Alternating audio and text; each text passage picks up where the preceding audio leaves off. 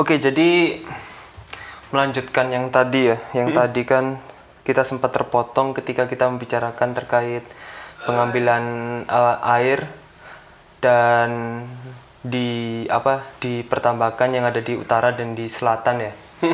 Oke, jadi mungkin kalau yang di selatan itu kayaknya di selatan lebih banyak lebih banyak dalam artian perhitungannya lebih susah daripada di utara. Iya, untuk pembangunannya memang lebih repot ya di selatan ya. Karena memang kan memperhitungkan ombaknya yang cukup deras di sana ya. Gelombangnya cukup tinggi juga kan. Ya, jadi kalau di selatan itu udah hal wajar gitu kalau pagar tambak hilang. Ke beberapa tambak itu aku pasti pasti orang-orang itu pernah hilang pagarnya. Nggak tahu tuh. Ratu Pantai Selatan tuh kok gitu. Untuk bangun kerajaan ya. Kurang ya bahan. Jadi ambil dulu pipa satu, ambil lagi tembok dikit. Jangan-jangan di sana. Oh iya, ngeri juga ya ngomong gini ya. Ada yang marah juga ya. Kacau juga ya. Oke. Jadi selanjutnya mungkin itu Mas, karena dia perhitungan di selatan ini kayaknya lebih susah daripada di utara, berarti pantai utara ini kalau dari segi pertambakan udang harusnya lebih rusak daripada pantai selatan. Ya, kita ambil contoh dari persebaran penyakit ya. Kalau misalkan di pantai utara, di pantai utara itu lebih banyak ya. Itu penyakit seperti apa dia? Beragam cuy. Ntar jeda dulu.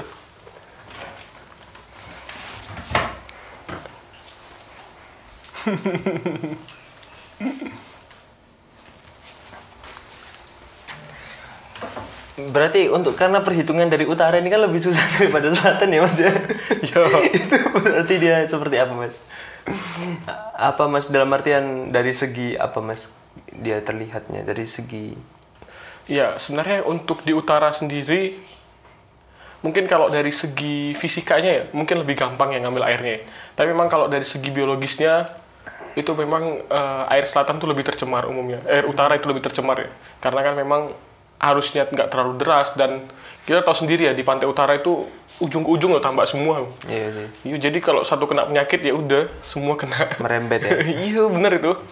Kayak jadi pandemi gitu ya. Ya itu kan sering bilang istilahnya. Ya pandemi lah bilangnya. Pandemi kayak kemarin semua Mio kena kan. WS semua kena WS, Apen semua kena Apen. Nah sementara kalau di selatan mungkin secara fisik ya lebih susah pengambilan airnya kan, lebih repot juga kan. Mesti dibentengi segala macam. Tapi memang kalau dari safety-nya lebih aman gitu loh. Lebih aman dari penyakit gitu ya? Ya, umumnya di selatan tuh lebih kecil lah kemungkinan kena penyakitnya. Karena memang pergantian airnya cepat di sana kan, pergantian airnya cepat. Dan juga airnya kayaknya lebih jernih ya dibanding dengan utara. Kayaknya gitu. Tapi memang ini ya, ketika kita lihat pantai utara tuh kayak nggak ada nafsu untuk tamasya gitu, coklat semua. Makanya kan kalau di utara itu petambak itu berlomba-lomba untuk jauh-jauhan ambil air gitu. Oh. Ada yang 1 kilo, ada yang 1,5 kilo. Main pipa ya? Ya, karena kan arusnya lumayan santai gitu. Jadi mengambil air agak jauh juga nggak terlalu bahaya gitu.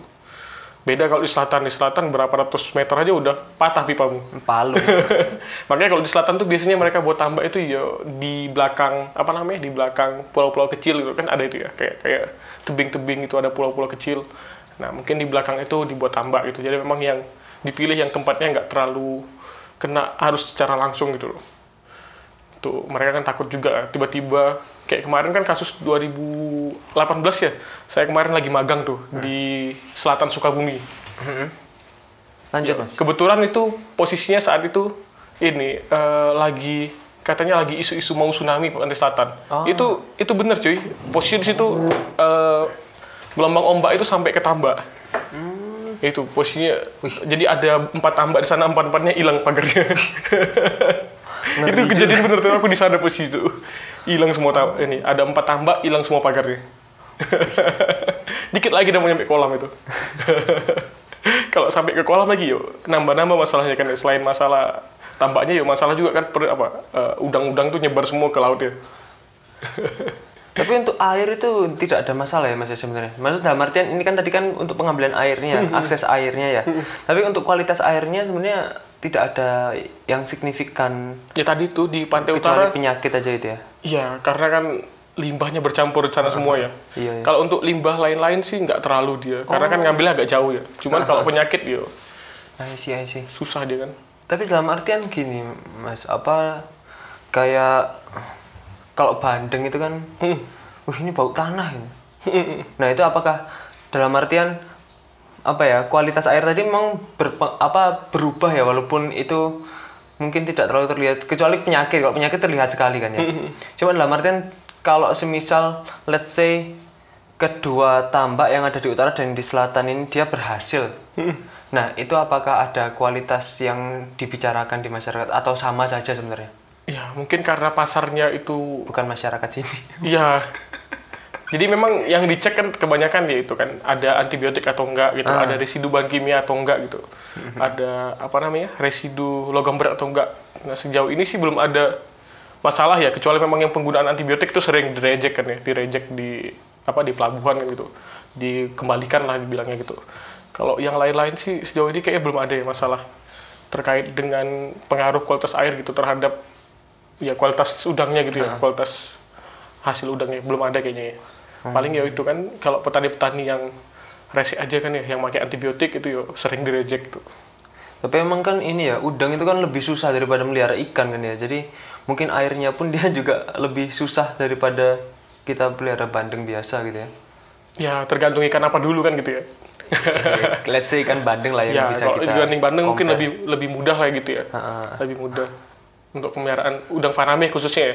Kalau kita ngomong udang windu juga ya sama aja sih repotnya sebenarnya. Oh iya, beberapa ini mungkin sudah mungkin ini juga masuk di topik sustainable aquaculture.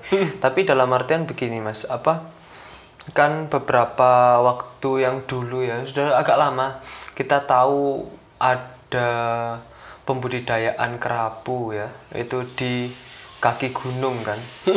Nah, itu bagaimana Mas? Dalam artian apakah udang itu memungkinkan untuk ada yang berinisiatif, tapi masalahnya saya baru kepikiran juga pasarnya tidak di Indonesia ya.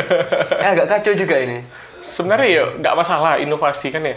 Inovasi juga kan membuka jalan baru ya. Belum tentu inovasi yang sekarang ini nggak berguna sampai ke depan nggak berguna kan gitu ya.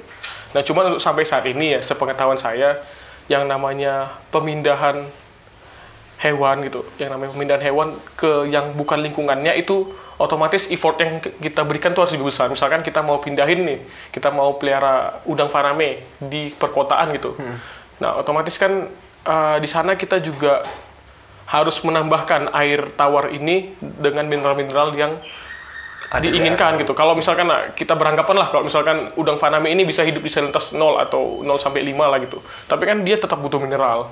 Nah, mineral-mineral ini kan sesuai dengan yang ada di laut gitu.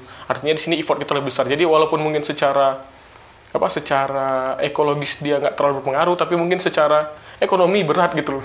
Karena kan kita butuh banyak bahan gitu loh untuk menyesuaikan dia gitu. Dan memang kurang sense aja sih karena dia tidak memotong jalur pasar juga karena jalur pasarnya dia nggak di sini begitu, nggak di dalam negeri begitu. Ya, tapi untuk ya sebagai inovasi ya nggak masalah dicoba kan gitu.